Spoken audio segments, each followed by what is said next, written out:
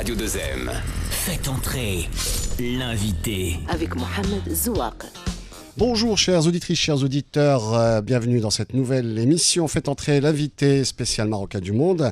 Alors, une question pour débuter. Que fait un ancien capitaine de la sélection marocaine de rugby pour se rendre utile aux populations des Douars du Royaume?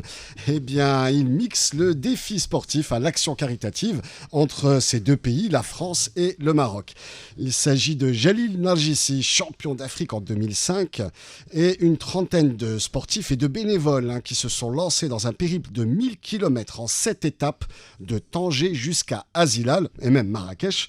Le but de cette action menée par Azimut Fondation, distribuer 1 tonne de fournitures scolaires et vêtements pour enfants, eh bien, à l'occasion de l'Eid Fête justement. Et nous, dans cette émission, nous avons le plaisir d'avoir en studio eh bien, 2 invités, 2 membres de Azimut Fondation.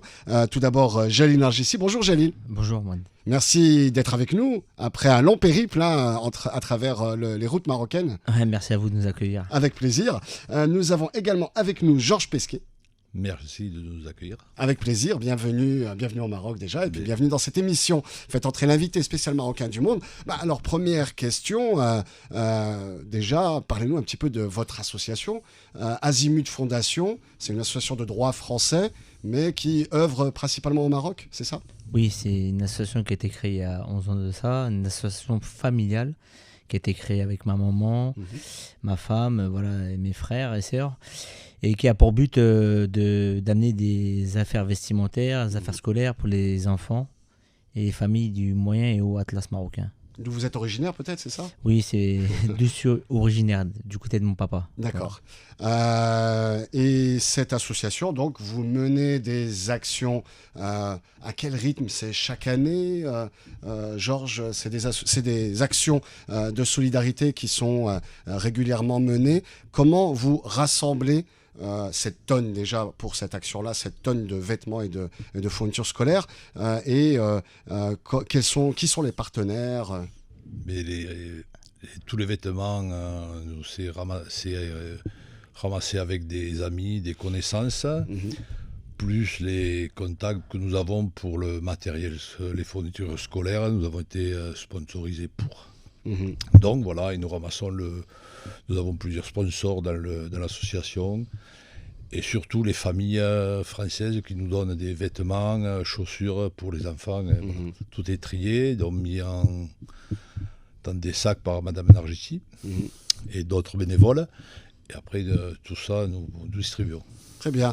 Alors là, c'était une action un peu particulière parce que c'est l'anniversaire de votre fondation. Et donc, vous avez souhaité célébrer cet anniversaire en amenant plusieurs amis, collègues, des pompiers, des sportifs pour un périple un peu particulier puisque c'est 1000 km à vélo. Comment l'idée vous est venue ? Un défi un peu fou. Vous n'êtes pas... Un rugbyman sur un vélo, c'est pas quelque chose de classique. Comment vous est venue l'idée ou comment vous vous êtes lancé ce challenge ?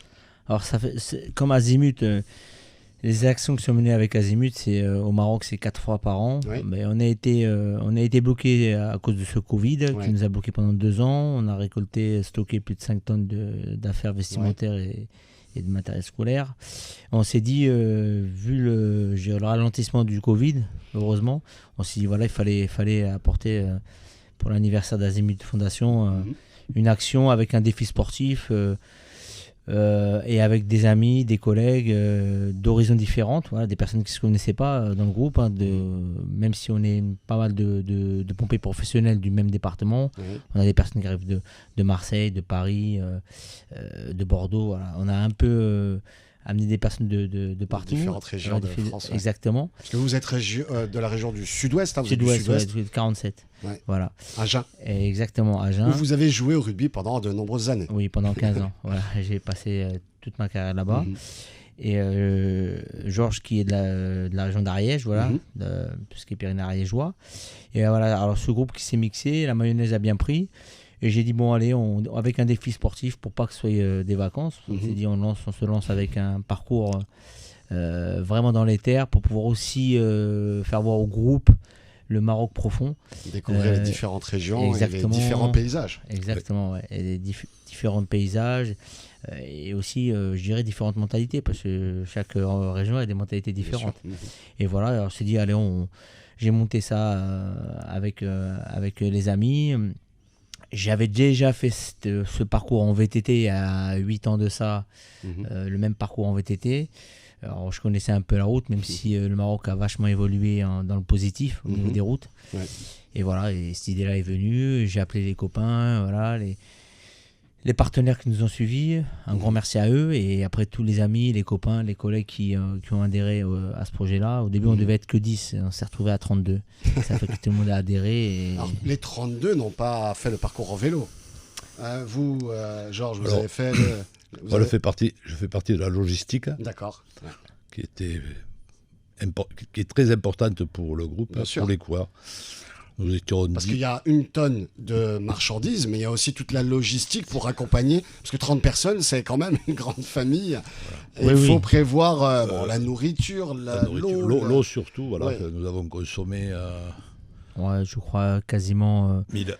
Ouais, plus de 1000 litres d'eau. Plus de 1000 litres d'eau. 1300, 1400 litres d'eau. Parce qu'il fait chaud, mine de rien. Voilà. Donc nous avons ravitaillé sur les points de la course. Nous avons tout préparé, la nourriture, le repas de midi. Puis sur les étapes, nous les avons ravitaillés aussi, parce que c'est très important. Bien sûr. Étant donné que les cols sont pas mal, qui grimpent bien. Et voilà, nous avons dans la logistique, le soir, tous les bagages aussi. Le soir, sortir tous les bagages des véhicules, leurs valises, parce qu'ils avaient chacun une valise. Donc voilà. Et le matin, nous rangeons toutes les valises. Et voilà. Donc en fait, il y avait une vingtaine qui ont fait le défi, et puis une bonne douzaine sur la logistique, c'est ça? Oui, 12 à la logistique. 12 sur la logistique, ouais. Une quinzaine de participants vélo. On devait être une vingtaine, mais il y a eu des empêchements de dernière minute, cause Covid, etc. Ouais. Une quinzaine sur les vélos et une douzaine au niveau de la logistique. Voilà. Heureusement, la logistique, sans la logistique, le défi aurait été impossible à tenir. Ouais, non, c'est sûr que c'est compliqué, surtout que vous arriviez dans une période un peu délicate. C'était la fin du Ramadan, donc votre périple était prévu pour les Eid, donc sur les routes du nord du Maroc jusqu'à Azilal, et puis ensuite un déplacement à Marrakech. Alors 7 étapes. 7 étapes. Donc vous arrêtiez, c'était quoi? C'était tous les soirs, donc une étape par jour, ou comment vous aviez prévu votre périple? Alors j'ai fait le parcours, j'ai contrôlé le parcours 2 fois avant de lancer le projet. Voilà, j'ai parcouru le parcours entièrement avec mon oncle, qui est de Casablanca en voiture. On a contrôlé tous les points où on pouvait se ravitailler, les endroits où on pouvait se loger, parce que loger 30 personnes, il faut le pouvoir. Et voilà, toutes ces étapes avaient un kilométrage par jour. La première étape de Tanger à Chefchaouen, c'était 120, avec je crois 1800 mètres de dénivelé. Après, on a enchaîné au fur et à mesure, de 120 km, et monté à 130, après on est parti à 150. Et jusqu'à Azilal, où on a tout fait exactement un peu moins de 900 km. Quoi. D'accord. Parce que l'étape de Azilal-Marrakech, on a préféré la faire en bus. D'accord. Voilà. Oui, donc c'est pour ça que je disais qu'il y avait eu c'était jusqu'à Azilal, et puis un convoi jusqu'à Marrakech. Sur ces 7 étapes, donc chaque jour, quelles ont été les difficultés rencontrées par vous et vos camarades cyclistes? La difficulté, c'est vrai qu'on l'a eu dans le dur dès qu'on a commencé à attaquer le Moyen Atlas, l'école. Mais après, je pense que la solidarité du groupe, la logistique qui a été derrière nous, qui nous a vachement aidé sur toutes les étapes. Mais après, vous savez qu'on... Il n'y a pas eu d'abandon? Non. Il n'y a pas eu d'abandon. Il n'y a pas eu de blessés, heureusement. Il y a eu chute, moi-même. Il y a eu des crevaisons, mais on avait vraiment l'équipe logistique qui nous a vraiment aidé. C'était ultra important. Non, mais après, rien que le fait en échangeant avec le groupe, vraiment, les étapes étaient tellement différentes. Les gars ont vachement apprécié je dirais, la population qui nous encourageait à chaque fois qu'on traversait les villages. Voilà, franchement, c'était. Et les paysages qui changeaient beaucoup entre le Rif et le Moyen Atlas. Il y a effectivement de quoi découvrir de nombreux paysages et de nombreuses villes et villages du Maroc. Georges, la distribution, parce qu'en fait, chaque étape, la distribution ne s'est pas faite qu'à Azilal, mais c'est dès le départ. J'allais dire, dès la première étape, puisque chaque étape, c'est l'occasion aussi de rencontrer les populations des villages et de leur offrir du matériel scolaire, des vêtements. Comment ça s'est déroulé et comment vous êtes organisé, puisque je pense que vous n'y alliez pas comme ça par hasard, vous aviez déjà des contacts, comment ça fonctionne? Donc c'est Jalil qui avait tous les contacts, et les points étaient bien précis, quoi. Hein. Les sacs étaient déjà préparés donc en France, avec les tailles des enfants, ce sac pour les bébés. On va commencer par le départ, les bébés jusqu'à tel âge, 2 ans jusqu'à 4 ans. Les sacs, alors les vêtements pour les filles, des sacs pour les filles et pour les garçons. Tout était bien ciblé, quoi. Et donc Jalil avait bien cibler les étapes où il fallait distribuer, soit en fin d'étape. Puis nous avons regardé quelques vêtements aussi avec nous. Quand il y avait des enfants au bord de la route, nous sommes arrêtés. Donc alors il y avait des dons qui étaient programmés, des étapes qui étaient programmées, mais il fallait aussi, d'une certaine manière, pouvoir gérer, on va dire, l'imprévu, c'est-à-dire des rencontres un peu au hasard et qui ont fait que vous avez aussi voulu aider des enfants qui pouvaient avoir besoin de matériel scolaire ou de vêtements. C'est l'esprit d'Azimut. Hein. Azimut, c'est n'importe où, c'est la boussole. Hein. Ça représente une boussole. Il y avait des endroits qui étaient prédéfinis, mais l'objectif, c'était aussi d'aider les enfants qui nous encourageaient au bord de la route, qui nous faisaient des sourires, voilà. Et à chaque fois, on s'arrêtait, la logistique s'arrêtait, et la distribution d'affaires, même quand on faisait des ravitaillements, les enfants venaient nous voir, fournitures scolaires, les cartables, les affaires, voilà, on prenait le temps, quoi. Vous aviez du matériel en rab pour pouvoir le distribuer. Bien sûr, l'objectif, c'était, il y avait des endroits prédéfinis, mais on avait ramené le maximum, les 2 camions, pour qu'on puisse aussi donner aux enfants sur les bords des routes, dans les villages qu'on passait, voilà. Et je crois que ça a bien fonctionné, mais on aurait voulu en avoir encore plus. Mais bon, toujours, voilà, mais parce qu'il y a des besoins dans certaines régions du Maroc, dans certains villages ou quoi reculés du Maroc. Il y a effectivement des besoins, et c'est tout en votre honneur d'avoir mené cette action caritative. Quels sont vos meilleurs souvenirs, ou votre meilleur souvenir, Georges et Jalil? Est-ce que vous avez quelque chose qui vous a marqué, un moment qui vous a marqué tout particulièrement? Moi, ce qui m'a marqué en pleine période du Ramadan, c'est les encouragements, voilà, de la population, quand on traversait les villages, les villes, voilà, eux, voilà, en plein Ramadan. Ils étaient quand même sur la route à vous encourager. Ah oui, ça a été malgré la chaleur, malgré la chaleur, le fait de ne pas s'alimenter. Et ça m'a beaucoup marqué. Après, l'accueil des enfants, quoi. La rencontre avec les enfants. C'était super. Voir leur sourire quand ils...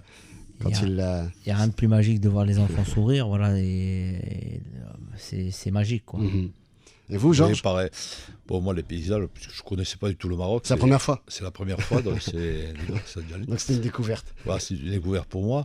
Moi, les paysages, déjà, qui m'ont stupéfait. Donc vous repartez avec plein de belles images et plein de beaux souvenirs et je reviens en tête. Sur les enfants, surtout, qui m'ont énormément touché.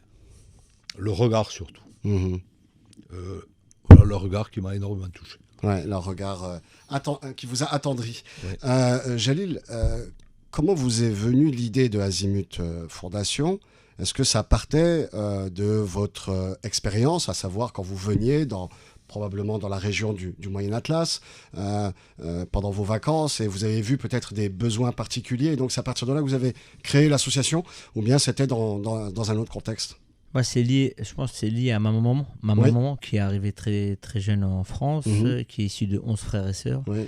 Et quand elle est arrivée en France avec mon papa, l'objectif c'était toujours d'aider la famille, rester au pays, le village. Voilà, exactement. La préparation de nos affaires qu'on mettait plus, c'était pour les cousins.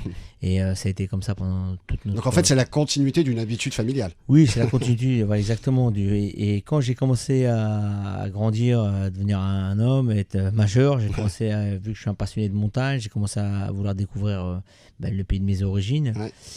Aller vraiment au plus profond du Maroc, à traverser en long, en large, en travers. Et après, j'ai rencontré des familles, des familles marocaines, berbères, voilà, toutes sortes de tribus, voilà, qui m'ont accueilli. Et c'est là où j'ai vu que les besoins, au fur et à mesure, ça a été un sac. Et après, voilà, l'objectif, c'était pas de leur changer leur façon de vivre, c'est surtout d'apporter un minimum de confort. Et voilà, d'avoir de quoi se marcher, de quoi se couvrir quand il fait froid l'hiver dans ces régions-là. De pouvoir donner aussi aux enfants le matériel pour pouvoir aller à l'école. Et voilà, ces choses-là, j'ai donné ces priorités-là et ça m'est venu comme ça. Voilà. Alors, tout à l'heure, Georges disait, on a très bien organisé, tout est bien rangé, on a le sac avec les âges, pour les bébés, pour les enfants, pour les filles, pour les garçons, le matériel scolaire en fonction des niveaux, c'est super bien organisé, mais comment vous prévoyez, est-ce que vous avez des contacts avec des associations, des collectivités dans les régions qui vous parlent de leurs besoins, ou bien vous essayez de les estimer un petit peu à vue de nez? Comment vous fonctionnez? Alors au début, je fonctionnais sur les besoins et les priorités pour les enfants, c'est-à-dire tout ce qui était chaussures de petite taille jusqu'à l'âge adulte, les vêtements chauds. Et après, on a pris contact avec Azimut, avec d'autres associations sur place, où on a vraiment ciblé les priorités, comme sur tout ce qui était les maternités, les orphelinats, où ils sont dans le besoin vraiment de tout ce qui est couche. C'est une priorité primordiale pour eux. Et là, on a vraiment aujourd'hui, avec ces associations-là et ces organismes, cibler les besoins pour que dans les prochains azimuts, on ait vraiment un impact sur leurs besoins réels. Ouais, voilà. Pour que ça corresponde effectivement. Voilà. Alors, des sapeurs-pompiers, puisque vous êtes sapeurs-pompiers, vous ont accompagné. Des rugbyman aussi sont présents aussi, plus d'autres bénévoles. Finalement, c'est un petit peu votre grande famille, la famille du rugby, la famille des pompiers. D'ailleurs, on salue les pompiers qui ont participé, et puis de manière générale, l'ensemble des pompiers, des sapeurs-pompiers qui font un travail extraordinaire en France, au Maroc et ailleurs. Finalement, c'est des gens qui... probablement au départ par amitié vous ont accompagné, puis ensuite par élan du cœur. C'est des pompiers parfois aussi célèbres, des rugbyman parfois célèbres aussi, qui vous accompagnent. Qui sont-ils? En tant qu'ancien sportif, j'avais Christian Califano, qui a l'équipe de France. Plus de 80 sélections en équipe de France, avec plus de grands Grand Chelem, plusieurs Coupes du Monde à participation. Et, il devait avoir Omar Hassan, qui est aussi un joueur international argentin, qui nous a suivis, qui n'a pas pu venir parce qu'il a dû se faire opérer. Après, il y a eu aussi Cédric Rosanin, qui est un ancien joueur de Narbonne, qui était parmi dans le groupe. Après, moi-même, qui a plus de, je dirais, 26 ans de professionnalisme dans le rugby. Dans le rugby, notamment à Agen, mais aussi dans la sélection nationale, puisque vous avez champion d'Afrique en 2005. Oui, exactement. Très, très belle, un très, très bon souvenir que j'ai gardé. Voilà, après, c'est un mix d'anciens sportifs professionnels et de sapeurs-pompiers professionnels. Voilà, ça fait plus d'autres personnes qui ne sont ni pompiers ni sportifs, qui sont venus, qui sont adhérés.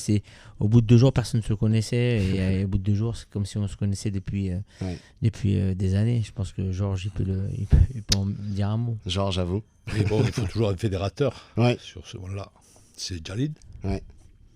Qui fait le pont entre les rugbyman, les pompiers, et puis les autres qui sont venus aussi. Voilà, mais voilà, le fédérateur est là. Jal a dit, je vous propose ça, tout le monde a dit oui. Unanimité, tout le monde à qui l'a proposé, tout le monde a dit oui instantanément, sans savoir vraiment où on partait. 1000 km en vélo, c'est pas facile. Donc, dès qu'on sait qu'il fédère tous les gens, quoi. Voilà. Le projet, en plus, est touchant, quoi. Représente quelque chose d'important pour vous. Pour moi, oui. Ouais. Pour tous, je pense, pour tout. Pour tous ceux qui ont participé, oui. Déjà, ce truc-là, c'est les enfants. Ouais. C'est effectivement une belle initiative. Alors, comme vous l'avez souligné, vous êtes rugbyman. Ça fait quoi de porter le maillot du Maroc, quand on est franco-marocain, porter le maillot du Maroc, gagner une Coupe d'Afrique, finalement, ça, pour un Marocain de la deuxième génération, puisque c'est vos parents qui ont immigré vers la France, cette sélection en équipe nationale a coulé dans le marbre, j'allais dire, votre relation avec le Maroc, et peut-être a permis justement que ces actions se mènent, cette continuité. Bien sûr que moi, j'ai fait toutes mes sélections jeunes avec l'équipe de France et arrivé en senior, voilà, quand j'ai été appelé par la sélection marocaine, j'ai de suite dit oui parce que voilà, je suis beaucoup attaché au Maroc. C'est mon deuxième pays. Je suis né en France, mais j'ai la double culture et je suis très attaché au Maroc. Et c'est vrai que quand la sélection, j'y ai participé pendant plus de 10 ans, j'ai été le capitaine. Même si aujourd'hui, ça a changé, je dirais que le rugby marocain est un peu souffrant, mais j'espère qu'il trouvera sa voie, il retrouvera ses couleurs.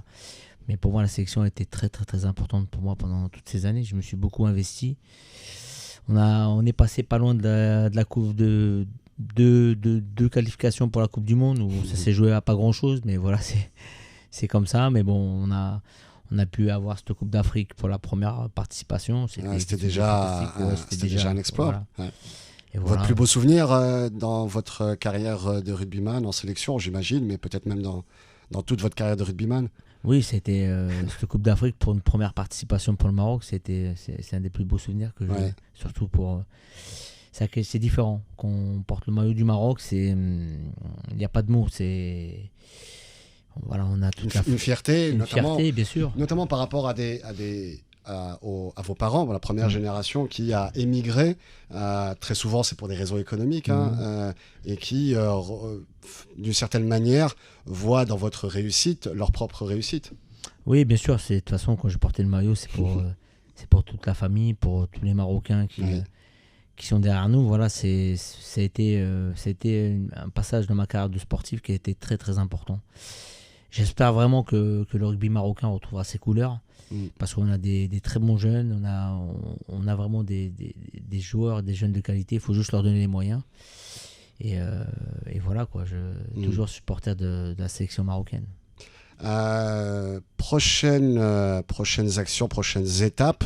Alors déjà, cette étape de 1000 km bike n'est pas totalement terminée, vous me le disiez en coulisses, puisqu'il y a encore une étape que vous allez accomplir aujourd'hui ou demain. Dites-le nous.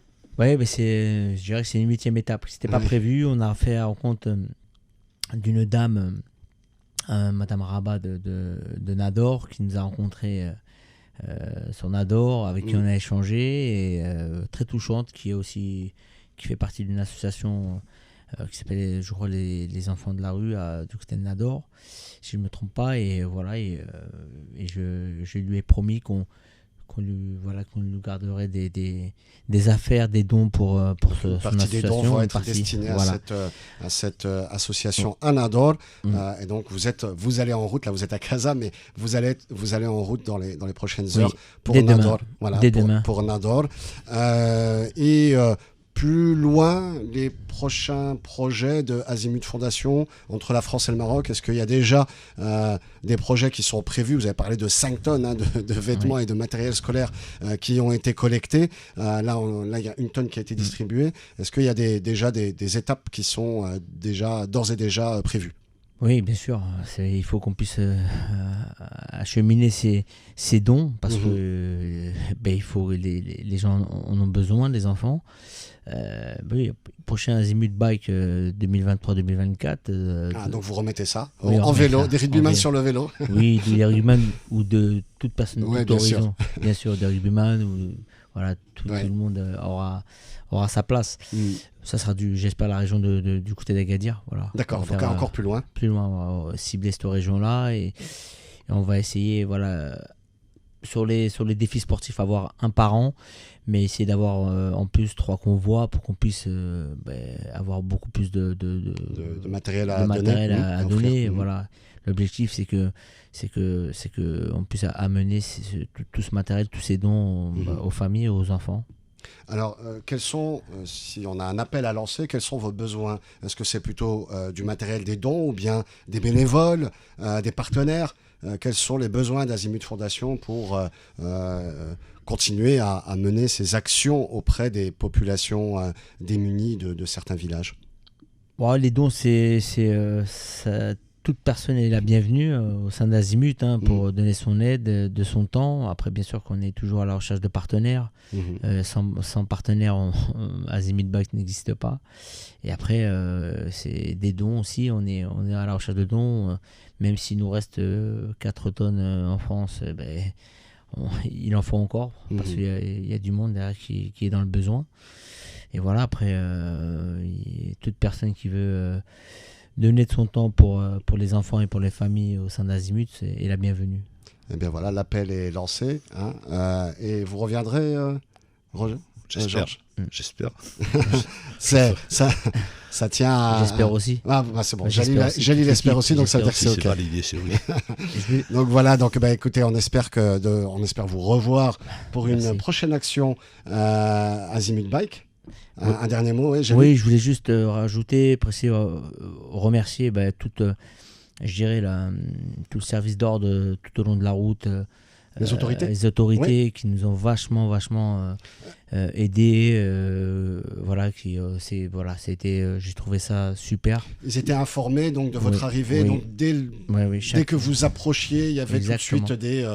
Dès qu'on approchait, on avait les fiches de police à faire, mais ils étaient informés de notre visite, où on dormait, etc. Et vraiment... C'était au niveau sécurité. Au niveau sécurité, super. Et vraiment, je tenais à les féliciter, à les remercier. Parce que faut savoir aussi le dire. Et voilà, merci à eux, merci à les autorités. Bravo à vous, merci aux autorités effectivement d'avoir facilité cette action solidaire. Bravo à vous pour ce défi sportif. Merci beaucoup d'avoir fait un passage par Casablanca avant d'aller à Nador. Merci beaucoup d'avoir été présent pour cette émission Faites entrer l'invité. J'espère à très bientôt pour une nouvelle action au Maroc. Et bien pour tout de suite la suite de vos programmes sur Radio 2M. Et je vous donne rendez-vous pour mercredi prochain. Même heure, faites entrer l'invité spécial marocain du monde. Merci, au revoir.